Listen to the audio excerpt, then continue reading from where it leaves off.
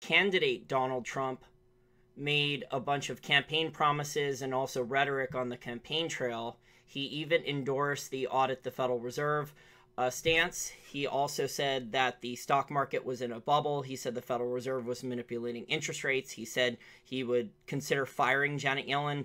And today, with his announcement of his new head of the Federal Reserve, Jerome Powell, Trump has basically sold out to Wall Street.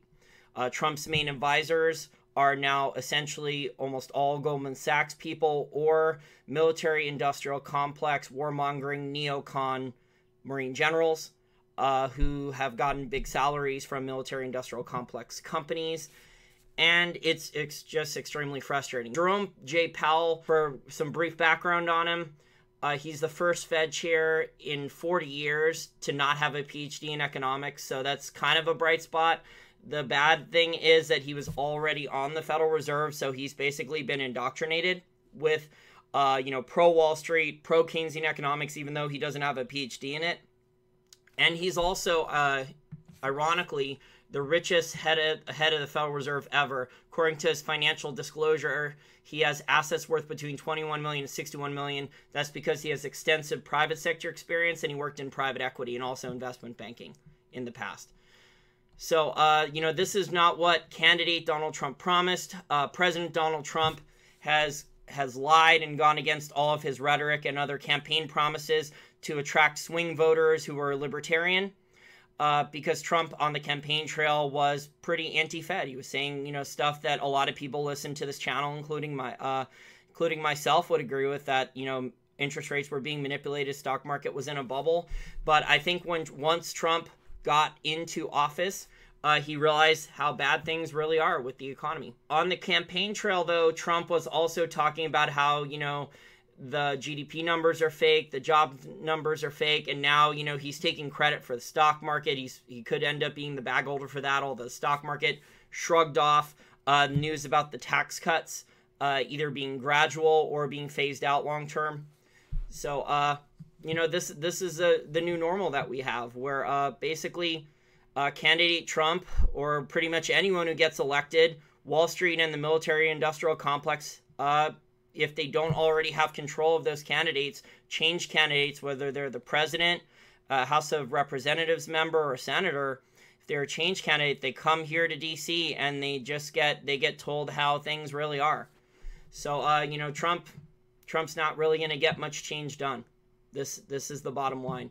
And the other thing is, how this story just came out today too. I just posted in the Wall Street for Main Street Facebook group.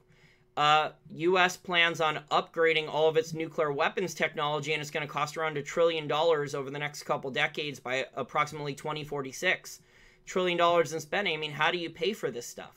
You can't pay for this stuff without a central bank that can essentially create money and credit out of thin air. They don't even have to print the money anymore. They don't even have to go through all the effort of, doing a printing press. It's all digital dollars now. So this is a new normal. Trump, Business Insider says that Trump played it safe picking Powell.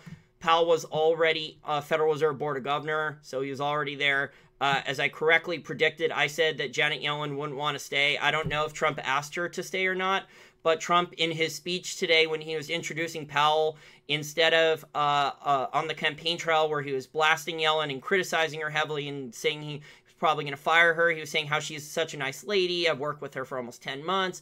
I think she's great, all this stuff. It's not just Trump. This is just how the system works in D.C. All the parasites and rent-seeking parasites and liars that, candidate rhetoric, whether they mean to lie or not, when they get to D.C., they just totally change. So, this is the sad state of affairs now of how things work in U.S. government. And this is why we shouldn't have big government. This is why we shouldn't have a Federal Reserve. But, I think, unfortunately, things are going to get worse before they get better because, Trump, whether what he wanted to ignore Wall Street or what, but, now basically Trump is a neocon. I'm not sure if he was before he got elected, but now he is because of the advisors he has around him and some of his other foreign policy goals. And, the neocons basically have control both parties. The deep state, the NSA, the CIA, all those guys control both parties, both political parties. And Trump is no different now at this point. So Wall Street and the military-industrial complex / deep state own Trump at this point, and Trump's willing to play ball to get some of his other agenda passed or spent, some of his expenditures. And, Trump's a spender. Trump loves cheap debt. What do you guys think about Powell? He seems to be a status quo type of guy since he was already at the Federal Reserve. And even though he doesn't have a PhD in economics, he's basically going to be a Keynesian. Wall Street for Main Street needs your help. Since the middle of 2016, YouTube continues to increasingly censor and sabotage the growth and success of my channel with dramatically slower or no subscriber growth, a huge decrease in views per month compared to 2016, and well over $10,000 lost in Google AdSense revenues the last 18 months. I should have been way over 20,000 subscribers and way over 3 million views last year, but it feels like I am Sisyphus trying to roll a heavier boulder with more and more additional weight up a steeper and steeper hill. In the last few weeks, all of my videos have been set to demonetization by default, and I have to manually protest each video. This is in addition to even lower than usual Google AdSense revenues after the adpocalypse started over a year ago for me. This has also affected my ability to get paid advertisers to agree to deals not involving YouTube, as I lost $3,000 per month in paid advertising deals at the end of June 2017 because all my analytics are down a lot thanks to YouTube censorship algorithms that have intentionally kneecapped the growth of my channel.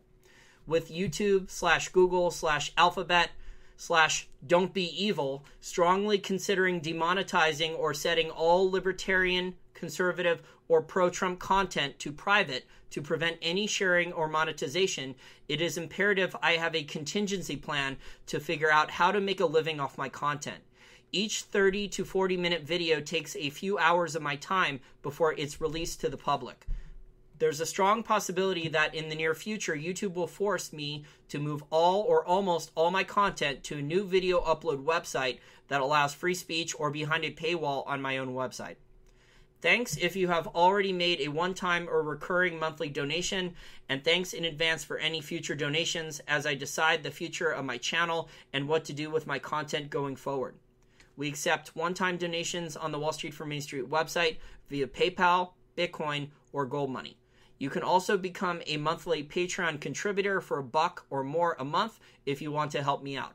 And don't forget to like each video on YouTube and share it with your friends and family if you think they would like the content.